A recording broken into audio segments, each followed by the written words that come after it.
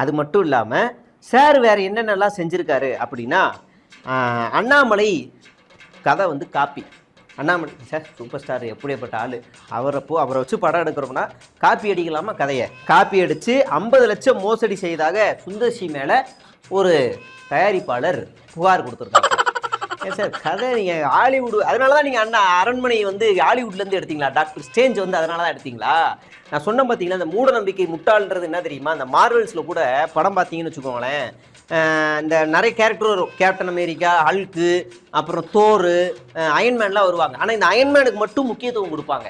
அந்த அயன்மேன் தான் வந்து பார்ட் 1ல், அவெஞ்சர்ஸில் பார்ட் 1ல் போய் வெளி கிரகத்தில் போய் ஒரு ஆளை போய் கொண்டுட்டு வருவாப்புல. அப்புறம் இந்த இவரை கொள்ளுவாப்புல, இந்த சொடக்கு போட்டு கொள்ளுவாப்புல. ஏன் அயன்மேனுக்கு அவ்வளோ பெரிய கதாபாத்திரத்தை மார்வல்ஸ் கொடுக்குது அப்படின்னா, மூட நம்பிக்கைக்குள்ளே யாரும் போகாதீங்க, இது ஜஸ்ட் ஒரு கற்பனை கதை. ஏன் இவருக்கு முக்கியத்துவம் கொடுக்குறோன்னா, இது வந்து ஒரு மிஷன். அயன்மேன்றது ஒரு மிஷன். இதயம் இல்லாத ஒரு மனிதனை உருவாக்க முடியும். அவர் வந்து சமூகத்தில் சாதாரணமாக நடமாட முடியும். அதுக்கு பாசிபிலிட்டிஸ் இருக்கான்னு கேட்டால் இருக்குது. மந்திரம் வேலை செய்யாது, எந்திரம் தான் வேலை செய்யும் அப்படின்ற ஒரு சயின்ஸ் ஃபிக்ஷன்ஸ்க்காக அயன்மேனுக்கு ஒரு முக்கியத்துவம் கொடுப்பாங்க. அதனால தான் அவர் வந்து பல இடங்களில் வந்து அவருக்கு ரொம்ப முக்கியமானதெல்லாம் இருக்கும். தோர் நினச்சிருந்தா பல சக்திகள் இருக்குது, கொண்டிருக்கலாம். அழுக்கு நினச்சா கொண்டிருக்கலாம். ஆனால் அவங்களுக்கு அந்த கதாபாத்திரத்தை கொடுக்காம அயன்மேனுக்கு கொடுப்பாங்க. இப்படி தான் நான் ஏன் இதை சொல்கிறேன்னா, டாக்டர் ஸ்ட்ரேஞ்சில் வந்து ஒரு சீன் வரும். ஒரு பேய் வந்து இப்படி பெருசாக இப்படி வந்து கொண்டு வந்து இப்படி காட்டுவாங்க, நிழல் மாதிரி பெருசாக காட்டுவாங்க. அந்த சீனை அண்ணன் வந்து எங்கேயோ போய் தேட்டரில் போய் பார்த்துட்டாப்புல. பார்த்ததுக்கு அப்புறமா அதே சீனை என் படத்தில் வைக்கணும்னு கொண்டு வந்து அரண்மனையில் வச்சாப்புல. அரண்மனையை நக்கிட்டு போயிடுச்சு, தோற்று ஓடலை. அது வேற, அது இருக்கட்டு போட்டோம். இப்படி மூட நம்பிக்கையோட முட்டாளாவே இவர் இருப்பார். எல்லா பேயும் எப்படி கொல்லணும்?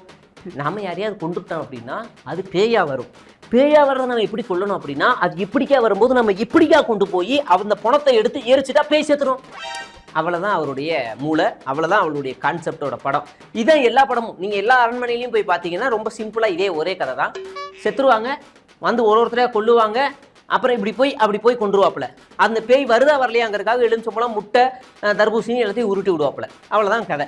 இதை தாண்டி அவருக்கு என்ன மூளை இருக்குது, சமூக சிந்தனை பற்றி என்ன அக்கறை இருக்குது?